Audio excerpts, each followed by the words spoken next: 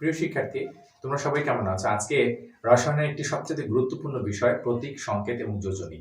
এটা কিভাবে লিখতে হয় বা এটা কি, এটা মনে রাখার উপায় কি, আমরা এটা যদি সম্পর্কে না জানি তাহলে একটা রাসায়নিক বিক্রিয়া সমীকরণ আকারে লিখতে পারবো না বা সমীকরণ আকারে লিখতে গেলে ভুল হয়ে যাবে বা আমরা এটা নির্ণয় করতে যারা প্রতীক সংকেত নিয়ে ভয় পাও অথবা রাসায়নিক বিক্রিয়া নিয়ে ভয় পাও তারা একটু কষ্ট করে বসো।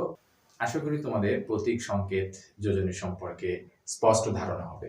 তাহলে চলো শুরু করা যাক প্রতীক, সংকেত এবং যোজনী।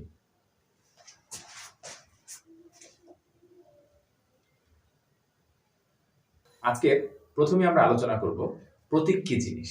একটা মৌলকে পুরো নাম লিখতে গেলে সময় সাপেক্ষ ব্যাপার এবং রাসায়নিক সমীকরণের মধ্যে সংক্ষেপে লিখতে হয়। তাই আমরা বলতে পারি মৌলের সংক্ষিপ্ত রূপটাই হচ্ছে প্রতীক। যেমন হাইড্রোজেন পুরোটা না লিখে শুধু এইচ লেখা হয়, কার্বন পুরোটা না লিখে শুধু সি লেখা হয়। কিন্তু সমস্যা হচ্ছে কি, কার্বনের প্রথম অক্ষর সি, ক্যালসিয়ামের প্রথম অক্ষর সি, তাহলে কি হবে? সেই কারণে আমরা প্রথম অক্ষর যদি একবার লেখা হয়ে থাকে তাহলে আমরা বলি পরবর্তী যে অক্ষরটা বেশি জোর প্রকাশ পায়। আমরা অনেক সময় বলি যে প্রথম অক্ষরের পরে দ্বিতীয় অক্ষর নেব, দ্বিতীয় অক্ষর যদি লেখা হয়ে যায় তাহলে তৃতীয় অক্ষর নেব। বিষয়টা তা না। বিষয়টা হচ্ছে প্রথম অক্ষর আমরা লিখব, প্রথম অক্ষর যদি লেখা একবার হয়ে থাকে তাহলে পরবর্তী যে শব্দটা বেশি জোর প্রকাশ পায় সেটা দিয়ে লিখতে হয়। যদিও প্রতীকগুলো হচ্ছে প্রচলিতভাবে মৌলগুলোকে যে প্রতীক দ্বারা লেখা হয়েছে আমাদেরকে কষ্ট করে সেগুলো একটু শিখতে হবে। তারপরও আমরা নাম শুনেও অনেকটা বলতে পারবো। যেমন ধরো ক্যাডমিয়াম, তাহলে এখানে দেখা যায় সি তো আছেই, ক্যাড, তাহলে ডি এর উপরে প্রেশার বেশি পড়ে, তাহলে সি এর সাথে ডিটা লিখতে পারি। ক্রোমিয়াম, সি এর সাথে আরটাকে বেশি জোর প্রকাশ পাচ্ছে, তাই সি এর সাথে আর হবে। কিছু কিছু নাম রাখা হয় ল্যাটিন শব্দ দ্বারা। যেমন ধরো সোডিয়াম, আমরা এটাকে বলি ন্যাট্রিয়াম, এনএ, তারপর হচ্ছে অ্যাজিউরাম, এজি। এভাবে তোমাদের বইয়ের মধ্যে কিছু ল্যাটিন নাম দিয়ে লেখা আছে, আশা করি এগুলো ওখান থেকে পড়ে নিতে পারবে। প্রতীকের পরেই যেটা সবচেয়ে গুরুত্বপূর্ণ বিষয় সেটা হচ্ছে যোজনী। কারণ যোজনী না জানা থাকলে সংকেত লেখা যায় না। আর যোজনীর জন্য আমরা অনেকেই এটা মুখস্থ করি বা মনে থাকে না, যার কারণে আমরা সংকেত লিখতে ভুল করি। তো আমরা যোজনী কাকে বলে এটা আগে বুঝি। যোজনী শব্দটা হচ্ছে যোগ্যতা, ক্যাপাবিলিটি, ক্যাপাসিটি। যোজনীকে আমরা দুইভাবে ব্যাখ্যা করতে পারি। যদি প্রাচীন মতবাদের কথা বলি তাহলে বলি যে একটা মৌল কতগুলো হাইড্রোজেন বা তার মত মৌলের সাথে যুক্ত হতে পারে অথবা প্রতিস্থাপন হতে পারে। কিন্তু এখানে একটা সমস্যা হয়, যেমন ধরো আমি যদি বলি যে কার্বনের সাথে 4টি হাইড্রোজেন যুক্ত হয়েছে তাই কার্বনের যোজনী 4, কিন্তু প্রশ্ন হচ্ছে যে এই 4টার সাথে যুক্ত হবে না 3টার সাথে যুক্ত হবে তা কিভাবে বুঝতে পারবে? সেই জন্য প্রাচীন সংজ্ঞাটা আপাতত আমাদের এটা না জানা থাকলেও চলবে। তবুও আমরা বলছি যে একটা মৌল যতগুলো হাইড্রোজেনের সাথে যুক্ত হতে পারে বা প্রতিস্থাপন হতে পারে সেটাই হচ্ছে যোজনী। এটা লেখার জন্য লেখা, কিন্তু নির্ণয় করার জন্য আমরা এই জায়গায় যাব না। সেখানে আমরা ইলেকট্রনীয় মতবাদের দিকে যাব। ইলেকট্রনীয় মতবাদের কথা বলা হচ্ছে কোনো একটা মৌল যৌগ গঠনের সময় কতগুলো ইলেকট্রন দান করে বা গ্রহণ করে অথবা শেয়ার করে। তাহলে একটা মৌল কেন যৌগ গঠন করে? সেটা হচ্ছে নিষ্ক্রিয় গ্যাসের মতো কাঠামো লাভ করার জন্য। তাহলে নিষ্ক্রিয় গ্যাসের মতো কাঠামো লাভ করার জন্য কতগুলো ইলেকট্রন দান করবে, গ্রহণ করবে বা শেয়ার করবে সেটা বের করতে পারলেই হয়ে গেল। যেমন মনে করো আমরা যদি দেখি যে কার্বনের পারমাণবিক সংখ্যা 6, তার ইলেকট্রন বিন্যাস হচ্ছে 2, 4, শেষ কক্ষপথে 4টি আছে। তাহলে এটা যদি অষ্টক পূরণ করতে হয় তাহলে আরো 4টি ইলেকট্রন দরকার, তাই আমরা বলতে পারি কার্বনের যোজনী হচ্ছে কত? 4। আবার দেখো অক্সিজেনের পারমাণবিক সংখ্যা 8, ইলেকট্রন বিন্যাস 2, 6, আজকে 6টা আছে, তাহলে অষ্টক পূরণ করার জন্য কয়টি লাগবে? 2টি লাগবে, তাহলে এর যোজনী হচ্ছে 2। এইভাবে আমরা ইলেকট্রন বিন্যাস করেও যোজনী নির্ণয় করতে পারি। তবে এখানে আরো অনেকগুলো তথ্য আছে, যেমন একটা মৌলের মধ্যে যতগুলো বেজোড় সংখ্যক ইলেকট্রন আছে সেটি দিয়েও আমরা যোজনীর মান নির্ণয় করতে পারি। একটু খেয়াল করো, যদি আমরা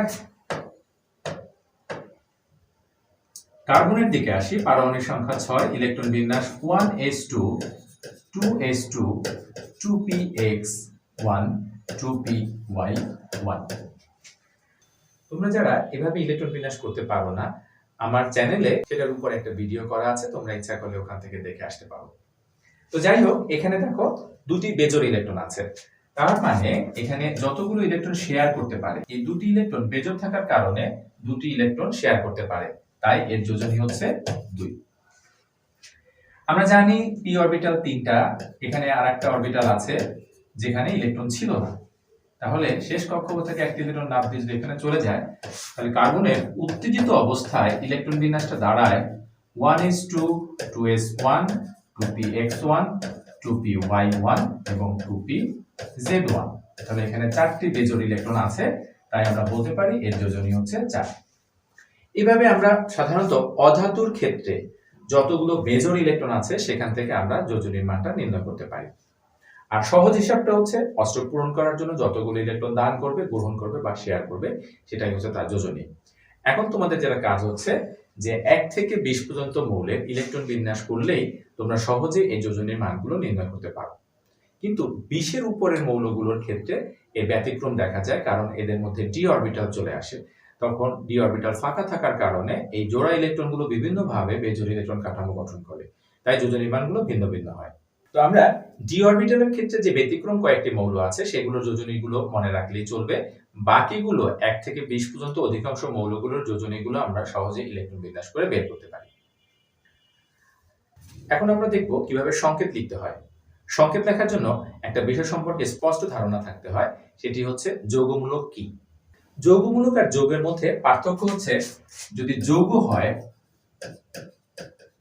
তাহলে পজিটিভ চার্জ সমান হবে নেগেটিভ চার্জ, ধনাত্মক চার্জ এবং ঋণাত্মক চার্জ সমান হবে। আর যদি যৌগমূলক হয় তাহলে positive charge not equals to negative charge. Positive charge এবং নেগেটিভ চার্জ সমান হবে না। যেমন মনে করো সালফেট SO4, আমরা জানতে চাচ্ছি যে সালফেটটা যৌগ নাকি যৌগমূলক। এখানে দেখো একটা সালফার আছে, 4টি অক্সিজেন পরমাণু আছে। সালফার যেহেতু পরিবর্তনশীল চার্জ দেখায়, তাহলে আমরা এখানে অক্সিজেনের দিকে আগে তাকাবো, কারণ যে মৌলটার চার্জ বা যোজনী সহজে নির্ণয় করতে পারো সেখান থেকে বাকিটা মৌলের চার্জ সহজে বের করা যাবে। তাহলে অক্সিজেনের পারমাণবিক সংখ্যা আমরা বলেছিলাম 8, ইলেকট্রন বিন্যাস 2 6, লাস্টে 6টি আছে। সুতরাং অক্সিজেন কি করবে? অষ্টক পূরণ করার জন্য 2টি ইলেকট্রন গ্রহণ করবে, তাই অক্সিজেনের যোজনী হচ্ছে 2। আর যদি বলা হয় অক্সিজেনের চার্জ কত, -2। চার্জ বললে অবশ্যই পজিটিভ নেগেটিভ চার্জ লিখতে হবে। যেহেতু অক্সিজেন 2টি ইলেকট্রন গ্রহণ করে আর ইলেকট্রনের চার্জ মাইনাস, তাই অক্সিজেনের চার্জ হচ্ছে -2 আর যোজনী হচ্ছে 2। তাহলে দেখো এখানে 4টি অক্সিজেন পরমাণু আছে। একটা অক্সিজেন পরমাণু যদি 2টি ইলেকট্রন গ্রহণ করে, 4টি অক্সিজেন পরমাণু গ্রহণ করবে কয়টি? 8টি। এখন সালফারের হচ্ছে ইলেকট্রন শেয়ার করার পালা। সালফারের পারমাণবিক সংখ্যা যেহেতু 16, তাহলে ইলেকট্রন বিন্যাস হচ্ছে 2 8 6, লাস্টে আছে কয়টি? 6টি। অক্সিজেনে যেহেতু 8টি ইলেকট্রন দরকার, সালফার এখানে সর্বোচ্চ পরিমাণে 6টি ইলেকট্রন দিতে পারে। তাহলে দেখো এটা এখনো সমান হয় নাই, তাই যৌগমূলক হলে পজিটিভ চার্জ নেগেটিভ চার্জ সমান হবে না। সুতরাং এটা হচ্ছে একটা যৌগমূলক। যৌগমূলক একক পরমাণুর মতো আচরণ করে, তাহলে একক পরমাণুর মতো হতে গেলে এর চার্জ কত? এটা কাটাকাটি করলে যেটা হবে সেটাই হচ্ছে এর চার্জ, +6 - 8, কাটাকাটি করলে -2। সুতরাং এটা হচ্ছে সালফেট এবং এর চার্জ হচ্ছে -2। আমরা যদি এর সাথে একটা হাইড্রোজেন পরমাণু যোগ করে দেই HSO4, তাহলে খেয়াল করো একটা অক্সিজেনের চার্জ -2, 4টা অক্সিজেনের চার্জ -8, সালফারের চার্জ 6, হাইড্রোজেনের চার্জ 1। সুতরাং এটার চার্জ কত দাঁড়াচ্ছে? +1 +6 +7 -8, কাটাকাটি করলে দেখা যায় -1 থাকে। যেহেতু এটা চার্জ সমান হয় নাই, তাই এটা একটা যৌগমূলক এবং এর চার্জ হচ্ছে -1। তাহলে এটাকে আমরা বলতে পারি হাইড্রোজেন সালফেট, অথবা আরেকটা বলা যায় বাইসালফেট।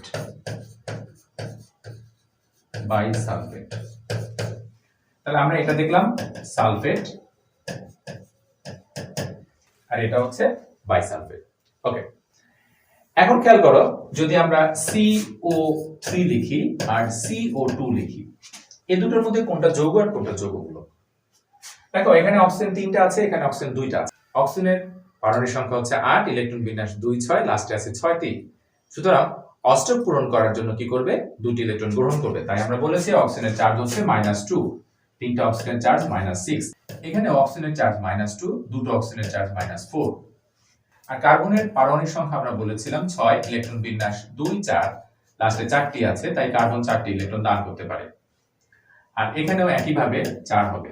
তো দেখো এইটা পদার্থের মধ্যে CO2 এর মধ্যে এখানে +4 -4 সমান হয়ে গেছে, অর্থাৎ এটা হচ্ছে একটা যৌগ। আর এখানে +4 -6 সমান হয় নাই, তাই এটা হচ্ছে একটা যৌগমূলক এবং এর চার্জ হচ্ছে -2। এটার নাম মনে রাখতে হবে কার্বনেট। যদি এর সাথে আমি একটা হাইড্রোজেন যুক্ত করি, এই CO3, একটা অক্সিজেনের 2, তিনটা অক্সিজেনের 6, কার্বনের 4, হাইড্রোজেনের 1, কাটাকাটি করলে দেখো কত হয়? +1 +4 +5 -6, কাটাকাটি করলে -1। তাহলে আমি এটাকে লিখতে পারি বাইকার্বনেট, বাইকার্বনেট অথবা হাইড্রোজেন কার্বনেটও লেখা যায়। এইভাবে আমরা কোনো একটা যৌগমূলক বা কোনো একটা পদার্থ দেখলে চার্জ দিয়ে দেখব যে এটার মধ্যে পজিটিভ চার্জ নেগেটিভ চার্জ সমান হয়েছে কিনা। প্রথমে তোমাদেরকে এটা ফাইন্ড আউট করতে হবে।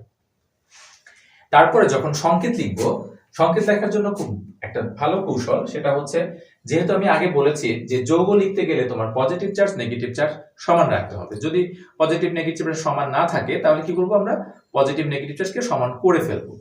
যেমন ধরো আমি এই যে কয়টা যৌগমূলক লিখলাম, সালফেট, বাইসালফেট, কার্বনেট এবং বাইকার্বনেট, দেখো এখান থেকে আমি কতগুলো যৌগ লিখতে পারি। যেমন আমি চাচ্ছি সোডিয়াম সালফেট লিখতে, তাহলে দেখো সোডিয়ামের পারমাণবিক সংখ্যা হচ্ছিল 11, ইলেকট্রন বিন্যাস 2 8 1, লাস্টে একটা আছে, তাই অষ্টক পূরণ করার জন্য সোডিয়াম একটা ইলেকট্রন দিয়ে দিবে, তাই এর চার্জ হচ্ছে +1। আর সালফেটের চার্জ আমরা বলেছি -2। দেখো +1 -2 সমান হয় নাই, তাই সমান করার জন্য যদি আমরা এখানে দুটো সোডিয়াম ব্যবহার করি, একটা সোডিয়াম একটা ইলেকট্রন দান করতে পারে, দুটো সোডিয়াম দুটো ইলেকট্রন দান করতে পারে। দেখো +2 -2 সমান হয়ে গেছে। আর এটাকে আমরা সহজে বোঝানোর জন্য বলি এই দুইটা এখানে লিখবো, এই 1টা এখানে লেখার দরকার নাই, দুইটা এখানে চলে আসছে, কারণটা কি? দুই পাশে চার্জটাকে সমান করার জন্য। তাহলে এই যৌগটার নাম হয়ে গেল সোডিয়াম সালফেট। সালফেট। এখন মনে করো আমরা এখানে ক্যালসিয়াম সালফেট লিখবো, তাহলে ক্যালসিয়ামের পারমাণবিক সংখ্যা হচ্ছে 20, ক্যালসিয়ামের পারমাণবিক সংখ্যা 20, সুতরাং ইলেকট্রন বিন্যাস 2 8 8 2, লাস্টে আছে দুটি।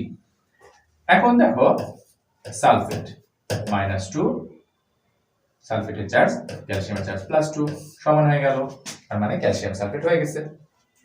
যদি আমরা অ্যালুমিনিয়াম সালফেট লিখতে চাই, সালফেটের চার্জ -2 আর অ্যালুমিনিয়ামের পারমাণবিক সংখ্যা হচ্ছিল কত?